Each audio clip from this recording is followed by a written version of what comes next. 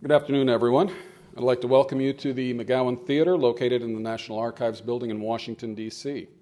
I'm Doug Swanson, Visitor Services Manager and Public Programs Coordinator for the National Archives Museum.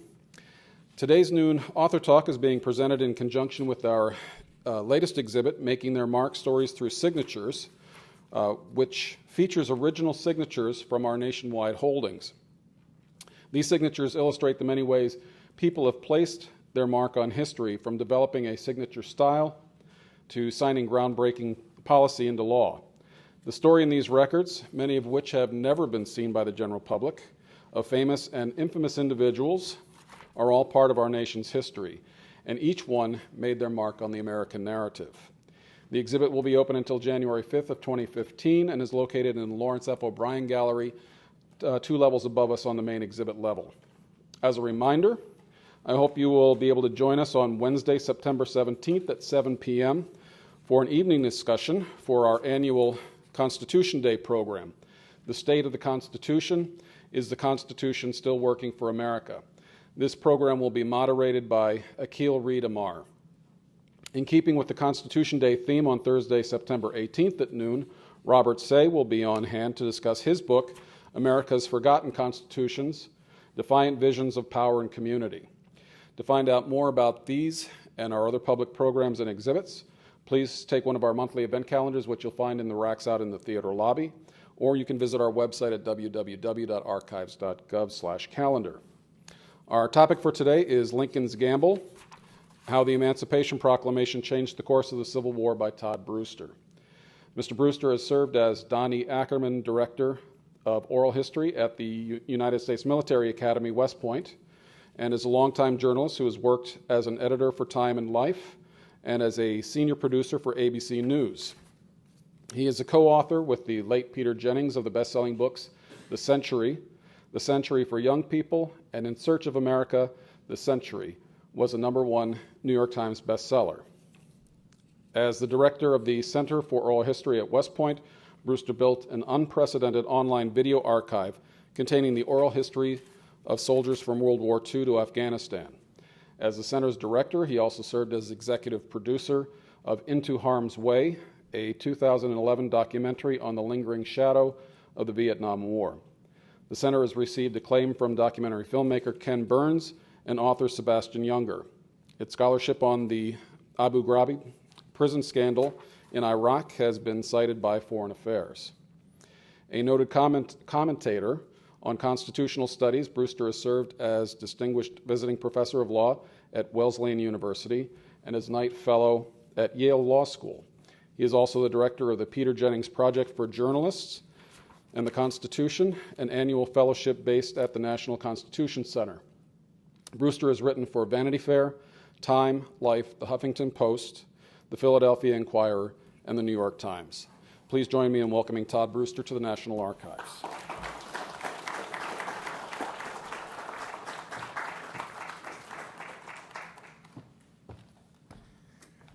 Thanks so much. I'm delighted to be here, to see all of you in the continuing interest in the Civil War.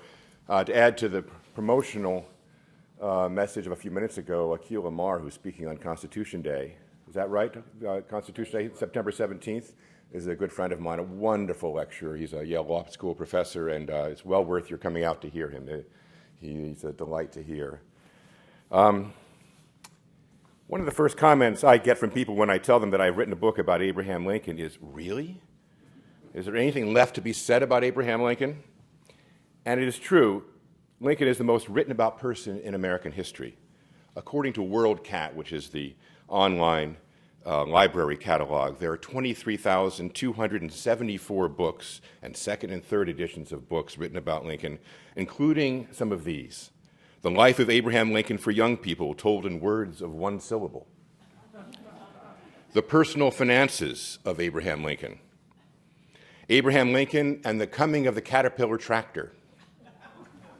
And first published only a decade ago, The Physical Lincoln, including the following chapters: lips, gut, skull, muscles, skin, eyes, height, brain, and my favorite, the homeliest man I ever saw. So what is left to say about Abraham Lincoln? Even the UPS man, knowing that I was writing a book about Lincoln, paused as he was leaving my driveway recently and said, "That's great, but if you're writing this book now, don't you basically have to write again what everybody's already written? I mean, does the story really change? In your version, does he survive the assassination? And if not, why are you doing it?" I listened to him very carefully. Then I told him to get off my property and never come back again. But the truth is, he was right. There are no new facts to bring you about Lincoln, only new interpretations of the facts we already know. And so it was not the discovery of a long-lost letter or a telegram that prompted me to write this book, but my persistent feeling, you could say my frustration, with the storybook image of Lincoln, the one that has rendered him out to be a legend, a larger-than-life figure, and my belief that making him out to be this way, we have done him a distinct disservice.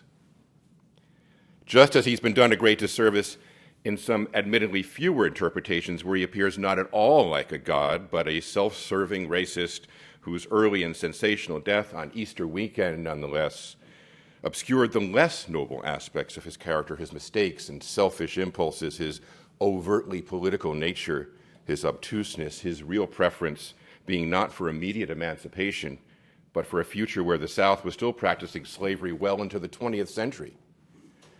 Indeed, Lincoln told Douglas, Stephen Douglas that is, in their celebrated 1858 debates together, that a phase out of slavery, its ultimate extinction, could well take 100 years or more, which would have meant slavery up until 1958, the time of Elvis Presley and Eisenhower, Little Rock and Brown versus the Board of Education, what he referred to as God's own good time. Of course, this is hard to imagine. Slavery was dying a slow death, Lincoln or no Lincoln. But it is stunning to think of the great emancipator speaking in such a way. Who knows if he really meant it, or if this was just another example of his overtly political nature. Still, in such statements and many others, many contained within the period of this book, he is not the sharp beacon of moral clarity that he has proclaimed in so many memorials, but a man of many faces, rendering him changeable, unreadable, possessed of a countenance that morphs to greet the moment at hand, hiding what he truly believed, whatever it was that he truly believed. My preference is to see the good and the bad in Lincoln. He was, after all, a man, first and foremost, flawed, inconsistent, self-serving, given to bouts of cowardice as well as courage, incompetence as well as brilliance. And I think you find in reading my book, Lincoln's Gamble, the title is important, that all of this is acutely exhibited in what is perhaps the most turbulent, tumultuous is the word I use in the subtitle, 6 months of his presidency, of his life, 6 months centered around the issue for which he is best known and remembered, emancipation. And over the creation of what is almost certainly, and I say this here in the home of the National Archives, the third most important document in American history after the Declaration and the Constitution, and that, of course, is the Emancipation Proclamation. A document written by our most literary president, but which contains no poetry, like we hear him recite in the Gettysburg Address, and no great phrases for the ages, like those etched into our consciousness by the second inaugural. No identifiable elements like we find in the Declaration, all men are created equal, or even the Constitution, we the people. But instead, a very careful, tightly written document phrased in the language of a contract, with all the poetry, historian Richard Hofstadter once said, of a bill of lading. My book, Lincoln's Gamble, begins with a carriage ride on July 13, 1862, when Lincoln first mentions the Emancipation Proclamation to two close cabinet members, Seward and Wells, and ends with the signing of the proclamation on January 1, 1863. In between, we watch Lincoln at work on his first draft, sitting among the clerks in the War Department telegraph office, scribbling on a piece of foolscap. Do you know why it was called foolscap, by any chance? Because the manufacturer had a little dunce's cap on the watermark on the paper back in that time.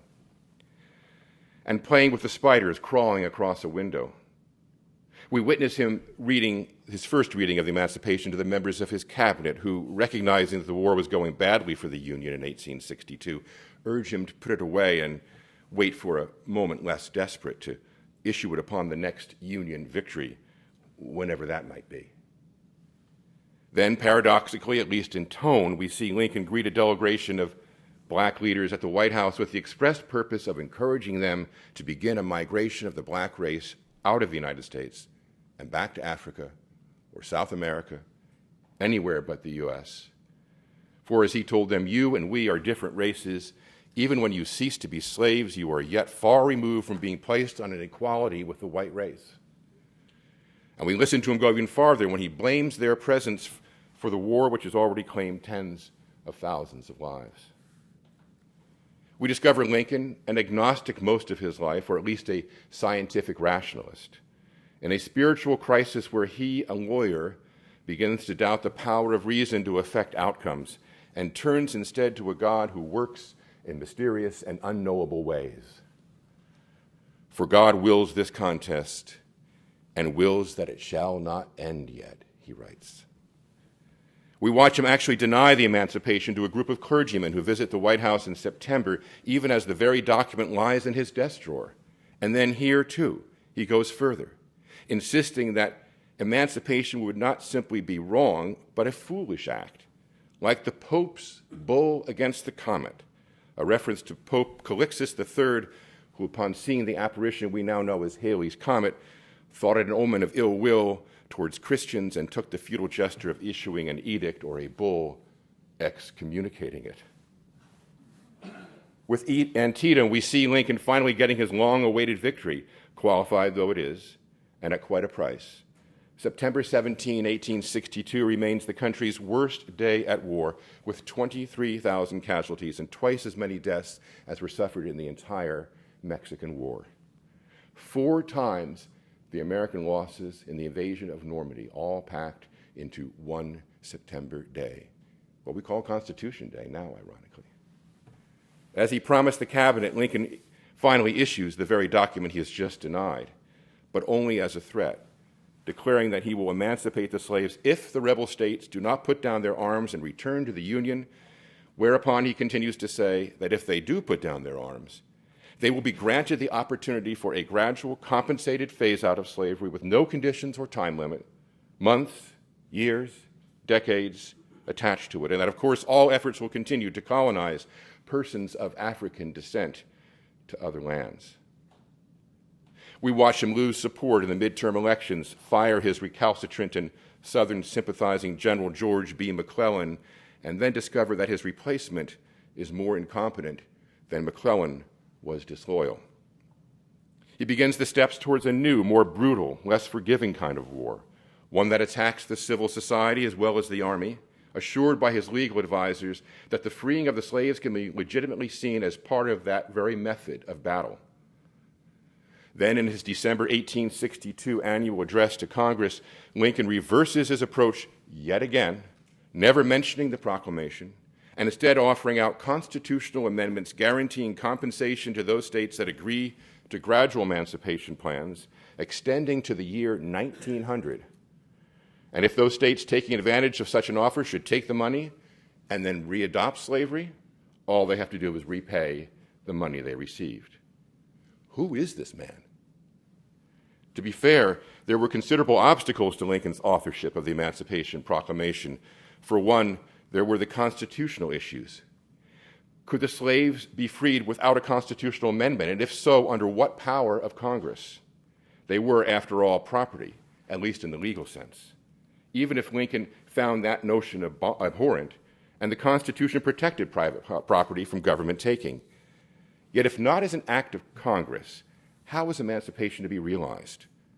Certainly an executive order would be beyond the powers of the president, but not, Lincoln decided, if such an order were issued as furtherance of the executive's war powers. And that is what he chose to do. For Lincoln, then, the Emancipation Proclamation had to be written with great care to emphasize this power and only this power. The ironies were rich. If he freed the slaves as an act of military necessity, its justification was not moral, but strategic. None of the usual Lincoln poetry about the evils inherent to one man serving as a master to another, none of this had any place in the document. Since military strategies are by definition provisional, to be lifted once the mission is complete, emancipation, as Lincoln was writing it, could only be temporary. Then, too, as an act of war, freeing of the slaves for reasons of military necessity could only be done for the slaves in the Confederate States, in the states actually in rebellion.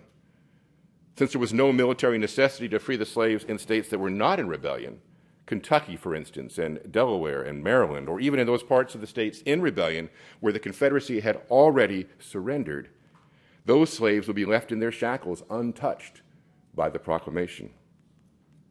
This meant that as he sat working in the telegraph office, Lincoln, a man history admires for his profession of moral absolutes, was authoring a document of astonishing relativity. Freedom for a time only, and only for some, not all. There's more. For Lincoln, the idea that somehow after centuries of slavery, the black and white races were going to live in a post-Civil War world in harmony was simply ludicrous. He was not optimistic. As convinced as he was that an end to slavery was the right thing to do, he feared that it could lead to a servile insurrection with slaves turning on their former masters, or masters turning on their former slaves in an act of pure genocide. This was the impulse of his zest for colonization, this feeling that there was no future for a biracial America. I'd like to read you a few excerpts from the book, if I could. The first one, let me set it up, is after Lincoln has shown terrific frustration with McClellan, his general whom he describes as being captured by a case of the slows, as you may remember. A man who could train an army terrifically, but who was poor at executing. As I describe him, a man who knew the lines to the play, but couldn't walk onto stage for stage fright. So he decides to go down and confront him in the Peninsula Campaign, at the end of the Peninsula Campaign. In early July, only days before the funeral of Stanton's baby, that was the baby of Secretary of War Edwin Stanton, for whom they were riding in that carriage ride to the funeral of. A peeved Lincoln had boarded the steamship Ariel out of Fort Monroe and journeyed to visit McClellan at his Harrison's Landing, Virginia headquarters along the James River. The purpose of the visit was to spur the morale of the troops involved in their disappointing Peninsula effort. On that, the trip was a success, the soldiers cheering the presidential visit in competition with the sounds of cannons fired in a show of enthusiasm. But Lincoln was also there to confront McClellan on his lack of success. The president had been pained by the Army's failures, and it was taking a toll on him. He was losing sleep and had lost interest in eating. "I cannot take my victuals regular," Lincoln had said when pressed on his increasingly gaunt appearance. "I kind of just browse around." The setting had its own presidential significance, having been the ancestral home of William Henry Harrison, the 9th President of the United States and one of 10 pre-war presidents who had owned slaves. Harrison, it was later rumored, also fathered several children with his. The property had since passed on to others who abandoned it when the war broke out, leaving the elegant Georgian mansion that was the centerpiece of the estate to be crowded now with wounded and dying soldiers. 2 rooms, Harper's Weekly reported, were reserved for amputations. Lincoln toured the ranks of soldiers, doffing his hat in respect to them. As grave as the scene must have felt, the pairing of the 2 men was also somewhat comic. Little Mac, as his soldiers affectionately called him, was striking in his crisply ironed uniform, his mustache carefully trimmed, his chest puffed out in a display of patrician arrogance. Next to him was the shabby but towering Lincoln, 6'4" before you added his trademark stovepipe hat, riding in on horseback like a pair of tongs on a chairback, in one soldier's description. Unusually self-conscious, especially around men of arms. The 2 of them engaged in a stare-down, a stare-up for the diminutive general, over policy. McClellan thought Lincoln his distinct inferior, which he was if you looked only at the birth status and formal education, while Lincoln thought McClellan some stunted genius, whom Lincoln had been too quick to favorably judge when he appointed him to lead, and how he was suffering for it now. McClellan, whose self-esteem was once described by a writer in Harper's as swelling to elephantitis proportions, decided here at Harrison's Landing to educate Lincoln with what the general proudly described to his own wife as a strong, frank letter. McClellan felt forced by conscience, he said, to counsel the president, even if such advice did go beyond the scope of his duties as an Army officer. Lincoln was used to McClellan's imperious pronouncements. Nonetheless, this statement had to leave him startled. In the letter, McClellan laid out a defense of the kind of warfare he preferred and had been practicing: cautious, limited, between armies alone, not citizens, and conducted with decorum, a gentleman's war. Fearing that doubts over his progress were leading many in Washington to push for a more aggressive approach to the South, the general asserted that victory should only be pursued according to the highest principles known to Christian civilization, which to McClellan included a prohibition on the confiscation of property, on political executions of persons, and on forcible abolition of slavery. None of these should be contemplated for even a moment, he wrote. Military power should not be allowed to interfere with the relations of servitude, either by supporting or impairing the authority of the master. It was not only advice, but an attempt by McClellan to demonstrate his preeminence among the Union's senior officers and reclaim his, quote-unquote, rightful position as general-in-chief. McClellan was always an officer who kept one eye on the troops and the other eye on his destiny. Lincoln read the letter as the two sat on the deck of the president's boat. Then, in what must have been the most pregnant of pauses, Lincoln placed it in his pocket and said nothing more other than to coolly thank his general for providing it to him. The two men emerged from this private scene to mount their steeds and slowly greet each division of weary soldiers. Lincoln's awkward handling of the horses' reins brought great amusement to the troops. They had suffered mightily, with 1,734 dead and 8,066 wounded, their regimental colors, the New York Times reported, torn almost to shreds by the balls of the enemy, but having their president there to thank them was a tonic. On the way home, Lincoln's ship stalled, going aground at Kettle Shoals in the Chesapeake, and the president took the opportunity for a bracing dip in the river. The water may have cleared his mind, but if so, the respite was temporary. For only days after his return to Washington, Lincoln rode with Wells and Seward to James Stanton's funeral, and both the relative privacy of the situation, a small carriage, 3 men with a lot on their minds, and the nature of their mission, attendance at a baby's funeral encouraged Lincoln's resolve. As he bounced along in the rain, the president's reactions to McClellan's demanding message no doubt competed with memories of Willie, that's his son who had died in February, and with thoughts of the morbid scenery formed by Washington's dead and dying, of the general downturn in the prospects for the Union, of his wife's slide towards insanity, of the bitter rivalries among the members of his cabinet, and increasingly of his own rising insecurities to push him towards a monumental decision. Rejecting McClellan's advice in its totality, Lincoln abruptly informed his companions that he determined he would utilize the power of the executive order to do what his enemies had long claimed he would do, but which he, torn between highly regarded principles that competed inside him for preeminence, had mightily resisted. His mind was now made up on all aspects except timing.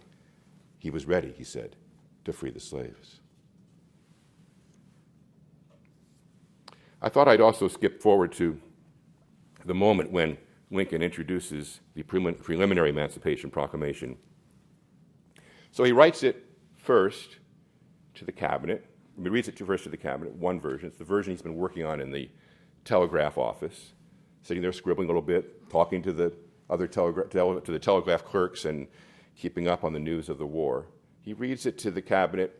Particularly Seward responds by saying, no, wait for a moment when the war is in a better position, the Union's in a better position with respect to the war, and then issue it. And he feels he has that with Antietam. So this is the moment later on when he then turns to the cabinet for what will be published as the preliminary Emancipation Proclamation.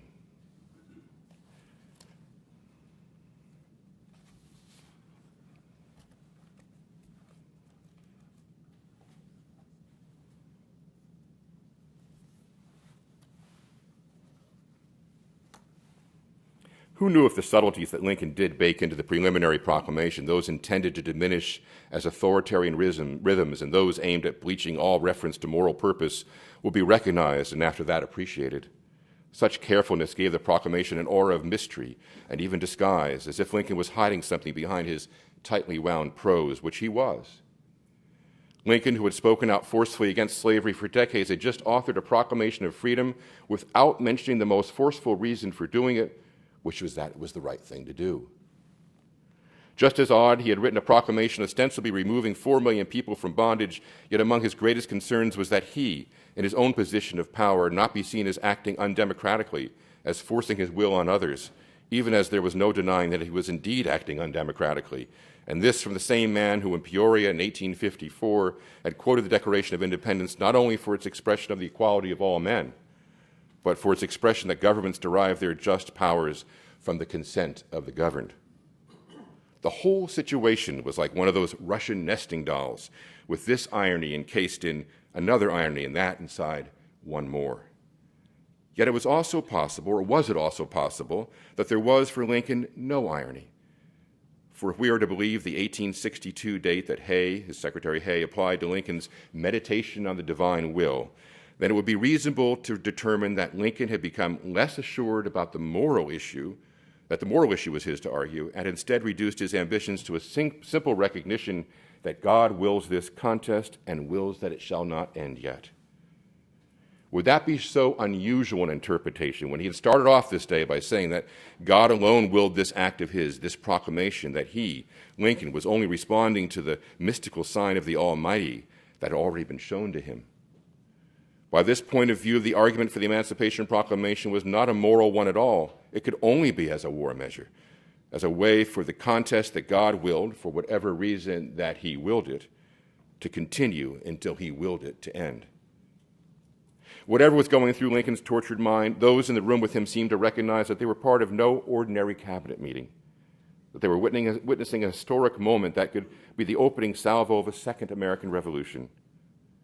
Absent the Jeffersonian flourish for words, this proclamation was as brave a gesture as the Declaration of Independence that had inspired it, for as with the Declaration, no one knew what would happen next, whether this bold expression might be the saving of the Union or lead to its certain destruction, whether it would render them heroes for their courage or autocrats for their brazen and unwanted use of authority.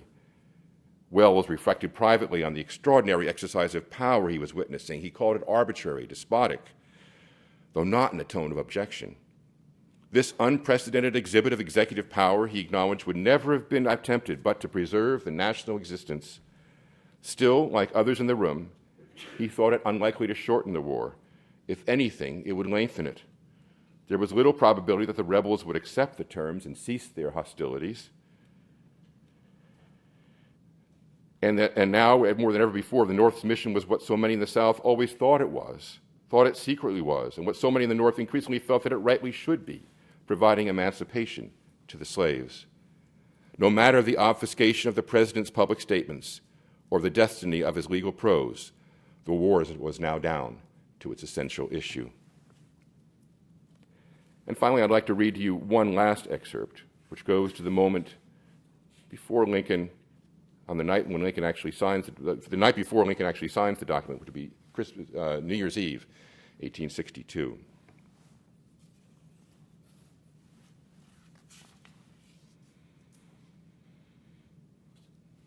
Along with his making the final edits on the proclamation, Lincoln spent New Year's Eve day occupied with other executive business, and there was plenty. He signed a bill admitting 48 counties of Western Virginia into the Union as West Virginia, but as part of the agreement, the new state had to adopt a plan for gradual emancipation. Lincoln prepared to meet with his top general, Ambrose Burnside, knowing that he would have to tell him that he had lost confidence in him, that junior officers from Burnside's staff had come to complain about him, and that he was ready to request that Halleck personally review all of Burnside's future plans, a humiliating situation for any general, but especially one who had just been shamed in battle. That would have been Fredericksburg. Lincoln came to an agreement with entrepreneur Bernard Koch for the resettlement of 5,000 former slaves on the coast of Haiti. No matter what he would do by morning, Lincoln had not given up on colonization. He also met with a piteous old lady of genteel appearance, that was Lincoln's own description, who had been evicted from her home by the War Department and no place to go. Lincoln dashed off a note to Stanton asking him to look into the matter. Then, as night fell on the streets of Washington, Lincoln went to his study and paced. Robert Lincoln later told a friend that his father stayed up this entire night. Why the younger Lincoln waited decades to reveal this tantalizing fact is unknown, but if true, what a cinematic scene it suggests, especially from the vantage point of 150 years of history. There's Lincoln, our mythic Lincoln, whoever that Lincoln may really be, alone in his cold, dark study in what was likely the first time in a long time where he could permit himself the luxury of concentration. While we do not know for certain about this particular night, Tad usually fell asleep in his father's study, and eventually Lincoln would pick up the boy and carry him to bed. But once Lincoln was alone and settled into the enveloping silence, what went through his mind? Robert Lincoln, said his mother before her retiring, repeated her opposition to the proclamation. But even then, Lincoln, in reply, had not revealed his intentions. He simply paced, pausing once in a while to read a few favorite verses from the Bible and to gaze through the White House window at the night sky. The 6 months preceding this had been transformative for him. He had built a career on reason and argument, on the powers of human agency to effect change. His entire life was an example of that Enlightenment creed, a self-educated backwoodsman of questionable birth whose literary, oratorical, and political labors brought him to the greatest of heights. Yet the awful war and the exasperating task of ending slavery had reawakened in him a humbling respect for the unreasonable, for what he did not know and for what he could not know. It was uncanny. The same sort of personal epiphany had occurred around all the challenges of his life. He had trusted the war to men who plotted the movements of troops and artillery with slide rules and diagrams, yet they had failed. And now, in light of their own failure, he leaned toward a more muscular, less cerebral war, one that permitted any act deemed to be of military necessity, any act that furthered the intended aims of the war. He'd believed in a gradual, peaceful, and compensated path to the extinction of slavery, one that took into account the interest of both slaveholders and slaves, that rejected the riskiness of sudden emancipation with its harsh rebuke and potential for violence, yet here he was, hours away from freeing the slaves, not by the construction of some deliberate and measured plan vetted by the legislative process, but by presidential fiat announced from the barrel of a gun. An attorney, he had believed firmly in the law as the governing force of a just society, yet he had stretched the boundaries of the Constitution, first in suspending civil liberties and now in the document that awaited his signature, the seizing of private property without statutory authority. Yes, it was an act of war, and yes, this property was different in that it breathed the air and walked the earth, but it was property and people, not things. But there remained the question whether Lincoln was interpreting the law to serve the outcome he wanted, rather than for what the law said. Ironically, for someone accused of such a bold-faced grab for power, Lincoln had privately moved increasingly toward a submission to the will of something greater than himself. The idea was by no means new for him. Indeed, it recalled his youthful profession of interest in the doctrine of necessity, which asserted that there was no free will, that one's actions were directed by some exterior force in the fulfillment of an eternal yet essentially unknowable design. Lincoln may have described this force as the Almighty God, and indeed his references to providence and the divine being increased as the conditions of the war and his presidency got worse. But it was the same God he had contemplated in his September 1862 meditation on the divine will, God as a force of inevitability, of cause and effect, of the working out of a process only he could understand. In this design, man was nothing more than an instrument in a process compelled to feel, think, will, and to act by this vast world machine working in grooves and moving in deep, cut channels forever and forever. Lincoln's philosophy, wrote his law partner, William Herndon, was the source of his legendary grace and humility. For if men are, quote, mere tools in the hands of fate, made as they are by conditions, then to praise them or blame them was pure folly. This philosophy stressed equality, Ironically, the president upon whom so many great men theories of American history depends saw himself as no different from anyone else. No one was less or more responsible for the conditions of the world than the next person, because all were helpless to change events as they were directed from above. When Mary and Robert arrived in Lincoln's study in the morning, asking him what he had decided, the president looked up at them, a great light illumining his face, and answered, "I am a man under orders. I cannot do otherwise."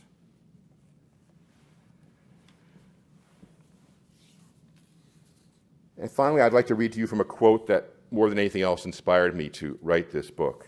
It comes from the great African-American intellectual W.E.B. Du Bois. Abraham Lincoln was a Southern poor white of illegitimate birth, poorly educated, unusually ugly, awkward, and ill-dressed, Du Bois claimed in a 1922 issue of the NAACP magazine Crisis. He liked smutty stories and was a politician down to his toes. We would all like to think that a man's education and experience forms a progressive line. The more he learns, the better he is. This is only natural, said Du Bois. A desire to whitewash our heroes, to remember only the fine and the brave and the good about those we revere and to whom we look for guidance. We yearn in our imperfection towards perfection. Sinful, we envisage righteousness. But life is rarely so cleanly lived.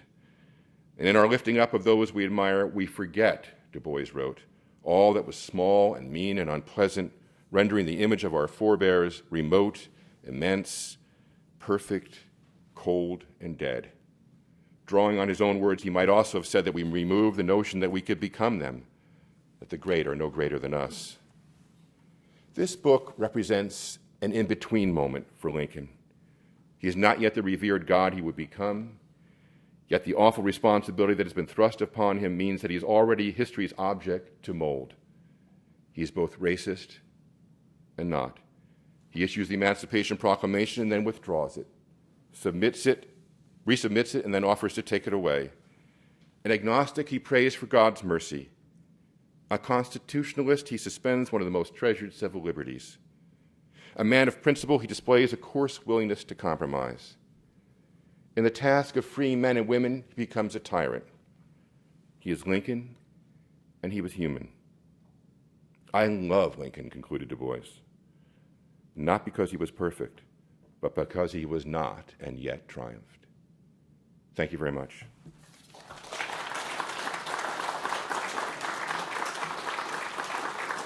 Thank you. I'll take any questions anybody might have. There's microphones on the side of the seats here if you'd like to step out, and comments as well. We'll start over here. Thank you very much. Please tell me your name as you... My name is Robin White, and I'd like to ask you about what was happening in April of that year with D.C. emancipation. And I have here one of those unpublished letters from great-grandpa Dr. Breed of the Massachusetts Volunteers, who was here at the Circle Hospital. He had a congressman cousin, and they just dropped by the White House on April 15th. He has a lot to say about how slovenly Lincoln looked. But General Wilson came in and pressed him to sign a bill that he'd had only 2 days, and he expressed some exasperation that he had 10 days to sign it. And the congressman said, does this not meet with the terms of your recommendation? And if you don't mind me quoting, "No," said Lincoln, "it does not. It does not provide a vote for the people of the district, and it is sudden and not gradual emancipation. What was the necessity of this sudden action? God knows I wish to see every slave in the land free, but we have got a mighty work on our hands. If the border states leave us, we can never accomplish it. And it is a serious question whether these exciting questions should be thrust before us quite at this period." So I'll be happy to share this letter with you later. I'd love to see it. Because it's a fascinating one. We have over 1,000 letters between he and his wife. Of course, the period for this book is July to December, but the mood, the attitude you describe of Lincoln's in April was consistent with what he was for much of the summer. And he is alternately, one of the wonderful things about Lincoln is he plays out all the arguments vocally. I mean, there's this wonderful scene where he invites, I think it's James Speed, to the White House just so he can sit there and he actually delivers the arguments for and against emancipation to him, not asking him to comment, but he just wants to sort of have them voiced from him so he can hear them, and having someone present as an audience change the way that he would hear it. And he was doing this all through the summer. There were other places in which he would actually play out the argument against emancipation, then he'd play out the argument for emancipation. But I think what you can tell from that letter, would seem to me, is just how far he went from April to January, and therefore understand how much trepidation he would have had, because this was not a gradual shift of his position. This was a radical turn by the time he got to January. And you can understand, therefore, why he went back and forth, because it was such a radical turn. I'd love to take a look at that. Thank you for bringing it up. I appreciate it. Yes. So I was What's your intrigued name that Mrs. Lincoln was... What's your name first? Can I get your name? Oh, I'm sorry. Jim Lowen. I'm the author of a book called Lies My Teacher Told Me about American history and how we get it wrong in our high school history textbooks. And you said that Mrs. Lincoln was against the Emancipation Proclamation, or his offering it. Yet she was good friends with Charles Sumner and maybe better on slavery at times than he. Why was she against it? Well, I didn't study why she was against it. I just know that when she came into the study that morning, she expressed her opinion that being against it. Frankly, I don't know the story of Mary well enough to know that. I'll have to read one of your books to find out. Hi, my name is Emily. Thank you for your wonderful talk. I'm from Peoria, Illinois, so thanks for the shout out to Peoria. I had two questions, a two-parter. One is based on what we grew up with in our learning of Lincoln. You know, in most parts he's considered a hero. What did you find the most difficult in your research of reconciling yourself to that heroic image versus his back and forth on these issues? I found, his pessimism about a future America as a biracial country to be the most disturbing to me. I had always thought of him as very forward-thinking and an idealist in some respects, but in a way, this showed a kind of defeatism that I had not expected to see from Lincoln. The tough thing about studying Lincoln is that while there have been so many books written about him, these primary sources are pretty flimsy, and there's a lot of confusing source material. Books that were written shortly after he died by people who claimed that they knew him, who really had agendas of one sort or another that they wanted to push. One of the books that is most relied upon for the story of the Emancipation Proclamation is written by an artist, Francis Carpenter, who did a painting that's still in the Capitol over here called The First Reading of the Emancipation Proclamation. He moved into the White House for 6 months to actually conduct to do his work, painting the various members of the cabinet who were there for the reading. And he wrote a book afterwards about what Lincoln said to him when he was there. Now, he was not a historian, he was not a journalist, he was a painter, he overheard things. I don't think we have any record that he wrote down notes, so he was doing it off the top of his head. Lincoln was speaking well after the fact, so he might have wanted to seem more confident about his reasoning of why he signed the Emancipation Proclamation when he did. So it's hard to really trust the material from that source. But on the other hand, it's one of the only sources we have about what really happened, and it comes indirectly from Lincoln's mouth. As I mentioned before, the reference that Robert Todd Lincoln mentions about him staying up all night, pretty tantalizing fact, except that he didn't reveal it until almost the 1920s. You sort of wonder why it would have taken him so long, and if so, and it was also revealed to a friend who then revealed it to somebody at the Christian Science Monitor who then published it. Well, that's also a circuitous route, right? Interesting. So you don't know what's lost and what's enhanced from going from one source. My introduction referred to the fact that I have done a lot of work in oral history, which is itself a suspect medium for understanding history because the memory is such that it enhances and detracts and does things to cope with what's happened, right? And it also passes on from one view to another, and suddenly you've got this sort of warped image that everybody was at Woodstock, right? But I found that reflecting on that, maybe he wasn't quite the pessimist that we're making him out to be. Maybe maybe some of these original source materials remain suspect about it. But I found that his pessimism with respect to the colonization was just hard for me to reconcile with the Lincoln that I had felt I'd known. Yeah. Thank you for that. How about you? What do you feel about Lincoln? I appreciate what this gentleman too said about the history as you grow up, because coming from Illinois, the land of Lincoln, Lincoln was Illinois' son as opposed to Kentucky and Indiana. Everybody claimed him, but you grew I up come with from Indiana. He's really from Indiana. Okay, all right. I'll concede that. That you really do think of them as one-dimensional, and you want to believe that this humble man of those origins could come up and have this amazing career and ability and people skill. And then when you go further into the research, you do get a little disappointed, but then in a way, it makes you think that a common person can also achieve great things too, so you kind of see it as half full, hopefully. And I wonder how much influence Lincoln had by his cabinet members, and then in his solitude, as you referenced, that he really could grapple with what he thought, and then you say the right thing to do, the political thing to do, whatever the expedient thing to do is, you kind of have to question all of that. But thank goodness that it worked out.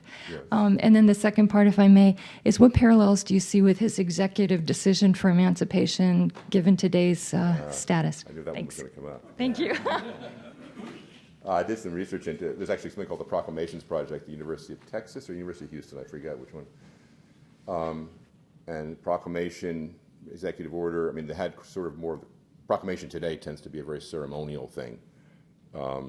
I think every day is a different, it's declared as the whatever group day. So there's a lot of proclamations that have more of a ceremonial character now. Members of his cabinet wondered whether he needed to even issue a proclamation, particularly Secretary of Treasury Chase. He felt that let the Union Army free the slaves as they march into the South. Let them be an army of liberation. We'll issue it as a tactic of the conduct of the war, but we don't need to essentially broadcast it, bring attention to it. And in so doing, we won't risk as much because the political backfire from it will not be as rich. I think he had a point at a very practical level, but I think it may also, and I don't have a lot to base this on, but it may also show something about Lincoln's understanding of public relations, you might even argue, that he knew that by issuing a proclamation of emancipation, that there would never be any turning back. Whereas if it had just been a tactic of the Army as it marched into the South, that it would have been less adhesive in a certain way.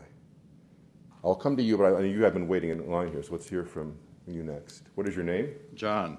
John. Yeah, Okay. thank you. I think your talk really helped me because I've always been exasperated because I think you can read different books about Lincoln and one will emphasize this and another that, and I think you can find anything you want to believe about him, you can find a quote from him that will support it, as if you pointed out. I think one of the things I read is when he was practicing law in Springfield, his opponents would say he would stand up and give their side, in his summation, give their side so well that they thought they didn't even need to give it because and then he would turn around and give the other side so well. And so he was very good at seeing all sides of all problems and then voicing it, giving voice to it, which I suppose is one of your points, that's why there's so much out there that's so contradictory. Yeah. But one thing that really struck me and that I wanted you to address, Sherman said that when he first met Lincoln at the very beginning of the war, he wasn't impressed with him at all. He thought of him as sort of a political hack who just was always so politically tuned in to everything that he would, which ways are things leaning? We can't do this, we can't do that because, what do the people think? And he thought he didn't have any backbone. And then he met him at the end of the war, and he said, it's like I met somebody totally different, a man of profound destiny and depth that I had not, that had either it had grown or I just didn't see it. Do you think that he really evolved during the war to a different plateau? Well, several comments. To the first part of your question, one of the things I tried very hard to do in this book, which is a book I'm very proud of, and it's a very personal book for me, was to reject what a friend of mine, a wonderful historian named Fred Siegel, refers to as plumb line histories, where you drop a line down and you attach the things that fit your theory, you reject the things that don't because they could get in the way, and then you have your point of view, and how that negates the richness of the historical landscape. You know, we need to present all the confusing elements in a sense, and tie them together in a tapestry, but not reject things that don't fit. Second thing is there's a very interesting book, and only with Lincoln could you have this happen. There's a historian named John Fehrenbacher who wrote a book called Recollections, I think it's called Recollections of what Abraham Lincoln Said or something like that. I probably have the title wrong. But where he goes through and he grades A through F or A through D, everything that Lincoln has claimed to have said and whether he really said it or not. And because he works from the sources and tries to understand whether the sources are legitimate or whether they have a pattern of lying or whatever it may be. And it's worth getting. He got a Kindle version of it pretty cheaply just to match some of the things you think that he said. I did do a journalist trick in the introduction to this book because I wanted to use this phrase that Lincoln is credited with saying, which is that by the age of 40, a man owns his own face, which is a wonderful phrase, I think, you know, sort of that life builds your countenance, right? Then I discovered that Fehrenbacher gave it a D. So I thought, damn, I can't use it. And I said, although it's questioned by many, Lincoln is said by some to have said. The next thing about your question about whether he was more timid, less forceful early in his presidency, more forceful later. In my book, in this Lincoln's Gamble book, there's a long section about a political scientist named Francis Lieber. Have you ever heard of Francis Lieber or the Lieber Code? Yeah. When Lieber first greets Lincoln, he thinks he's just putz. I mean, he just thinks doesn't have anything to lead a war. Because Lieber is very forceful about wanting to lead a hard war, as he says. And by the time that Lieber writes his code, works with Henry Halleck, and ends up becoming an integral part of the war strategy and sees Lincoln adopt it, he sees tremendous growth in Lincoln as a warrior president. I think there's another interesting thought here that applies to so many political lives, and that is that Lincoln comes to the presidency maintaining that he has no interest in ending the institution of slavery. We all know that, right? 2 years later, he ends the institution of slavery. So you could say he's a politician who breaks his promises. Or you could say he's a man who, once he got into office, learned certain things, adapted to certain things, and made decisions that may have countered something he felt when he first arrived, but he no longer felt. And I would think we'd want the latter version of the presidency to prevail, simply because you don't want people to stop thinking when they arrive in office, and you want to see them grow and develop. And this is a common theme of Lincoln histories, is that he was educable, that he grew, that he developed. That we certainly know that he's this wonderful example of someone who was constantly enriching in his reading and his experience.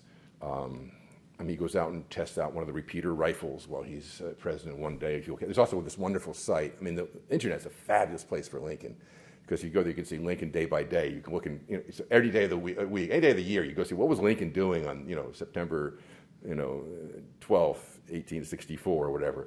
And it'll have all this very sort of minor stuff at the same time it's got the major stuff. Like there's, there's this wonderful moment when some descendant of Henry Clay gives him Henry Clay's snuff box and arrives and waits outside and gives it to him.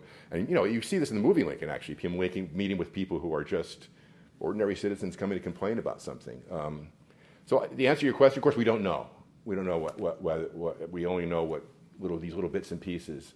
I would suspect any man would grow, any woman would grow in the White House through experience, and in particular this president because of his zest for knowledge.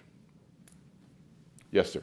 A wonderful talk. What's your name? Sorry? Stephen Shore. Two points. The first, a minor point, I was unaware that there was any doubt about Lincoln's legitimacy, his birth being illegitimate, being legitimate, and the more important point was the diplomatic aspect, that emancipation essentially trumped any possibility of British or French recognition or of the Confederacy and intervention in the American Civil War, barring actually a tremendous, barring an annihilation of the Union Army by General Lee.